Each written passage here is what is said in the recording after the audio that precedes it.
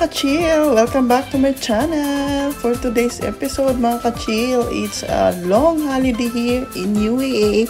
Kaya naisipan namin mag-road trip at mag-camping mga ka-chill. So ayan, prior tayo pumunta kami doon ay naghanda tayo ng ating kakailanganin sa camping. Ayan, dumaan na nga po kami dyan sa Zoom para po bumili ng mga wood na yan for camping mga ka-chill. Ayan, pinili talaga namin ipasok dyan sa sasakyan dahil marami po kaming dala. So ayun mga ka-chill, kasama po namin ang aming mga ibang friends din, family din nila. Nandun sila sa ibang sasakyan mga ka-chill. And ayun, road trip po ito mga ka-chill. Medyo malayo po ang aming pupuntahan dahil it took us like 3 hours travel from Dubai. At ang pupuntahan nga natin mga ka-chill ay ang eastern part of UAE along the Gulf of Oman. O, diba? Malapit na to sa Oman mga ka-chill. Pwede na tayong tumawid sa Oman dito na area. Ayun. So, ayun mga ka-chill, dahil, ayun, matagal-tagal na nga kami hindi nakapag-camping. So, ayun, nag-camping muna tayo. And first time ko rin pumunta sa camp area na to. Dahil, medyo matagal na ako hindi nakapunta dito sa Fujairah. So, that's the name of the place mga ka-chill. It's one of the Emirates dito sa UAE. So, ayun, dulong-dulo na po ito mga ka-chill. And look at the view. Ang maganda po talaga pag nag-travel ka dito sa part na to ay yung mga dadaanan nating mga rocky and mountains dyan na hindi kayo makakakita man lang ng greeny at puro lang talaga mountains. So, ayan mga ka-chill. At mga bato-bato. So, matagal to mga ka-chill. So, ayan. While pupunta kami doon ay i-enjoy nyo na lang muna ang view. So, napakaganda ng view. Maganda ang road. Ayan, at mga rocky nga po yung ating dadaanan dyan. Long time back mga ka-chill, yung bago pa lang ako dito sa UAE, nagpunta na rin ako sa area na to. Kaya medyo matagal na yon.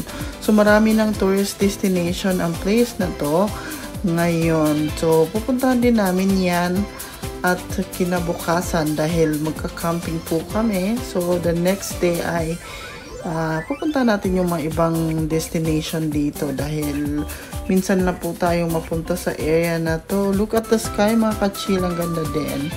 So, ayan, ang nag-drive nga po sa amin ay si Kuya Jan, ang kapatid na aking barkada din po. So, ayun. Diba ang ganda po ng mga formation ng mga rock dyan mga ka-chill. As in, talaga maa-amaze ka. Hindi mo alam kung paano nila ginawa yan dyan. But, syempre, well-developed po ang UAE. Kaya kayang gawin kung ano man po ang gusto nilang gawin dito. Kahit gawin pa po nila yung beach, kaya nilang gawin. O, diba? Charot lang. So, ayan mga ka-chill. Ayan. Enjoy lang tayo. Akala nga namin mga ka-chill, hindi na kami matutuloy nito dahil nga po hindi gumana yung isang car nung isa naming barkada at kailangan po talaga hindi kami kasya sa dalawang sasakyan. Pero fortunately mga ka-chill ay pinilit po talaga namin pumunta dito at mag-camping at ayun, nagkasya naman kaming lahat at sikipan doon sa kabilang sasakyan. So, ayun mga ka-chill, along the way, pwede rin may mga area dito, pwede yung mag-stop kayo like this one. Pwede kayong kumain, pwedeng bumili ng mga fruits, ayan, mag-coffee. Itong shish part na to, ayan. Pero hindi na kami dumaan mga ka-chill dahil syempre hapon na po ito. Medyo late kaming umalis sa bahay. So, ayun, ini-aim po namin na medyo maaga sana makarating sa campsite dahil marami po talagang tao doon dahil expected. Dahil holiday nga ay for sure talagang maraming magka-camp. So, ayan na po tayo. Malapit na tayo. This is the Fujairah. Ayan, ang ganda din ng area. Finally, mga ka-chill, andito na tayo. At ayun, hapon na nga to, around 6 o'clock. Ayun, madilim na. Sobrang lakas ng hangin at ang dami na nga pong nagka-camp dito. Ayan, look at that. O, diba mga ka-chill? Dami rin pong Pinoy. As in, sobrang mahilig tayo mga Pilipino mag-camp-camp at pabunggahan nga ng mga tent. So kami mga ka-chill, hindi na kami nakakuha ng area doon malapit sa beach talaga. So, dito lang tayo sa medyo malayo ng konti. Since mahangin naman talaga, since sobrang hangin, so okay din po na medyo malayo kami sa beach ng konti. Hindi naman sobrang layo, lakad lang.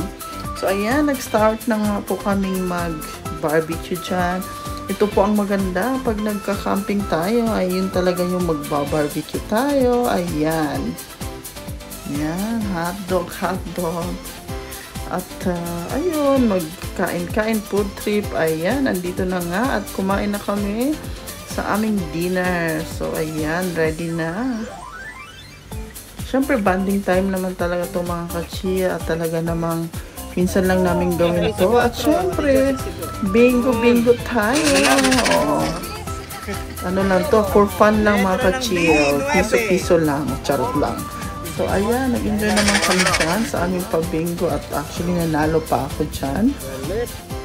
So, ayan, mga 10 o 3 o'clock na to mga ka-chill at talagang nag-decide na kaming magpahinga muna at mag-relax dahil kinabukasan it's another day, another travel na naman at may mga puntahan pa rin po kaming ibang place. So, finally, bontag na sana sasabihin ko. Morning na yan mga ka-chill. So around 5 o'clock o maliwanag na ang araw. So hinihintay nga namin yung sunset. Ayan. So dyan po ang bandang sunset at pupunta kami sa beach para makita ang sunset. So ayan. Look at the beach mga ka-chill. Very chill. Do, diba?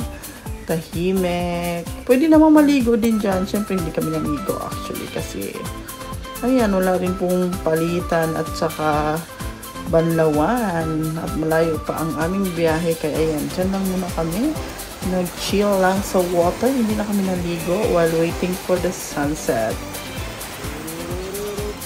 Ay, hindi sunset mga ka-chill, oh my god, kanina pa ako sunset.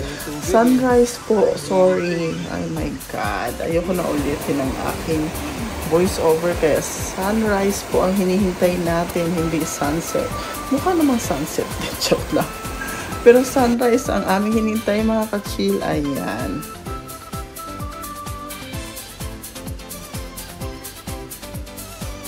Ang sarap sanang magtampisaw din mga ka-chill pero ayun nga, wala po tayong banlawan. So ayan na, nagpakita na po ang sun. Para namang sunset, diba?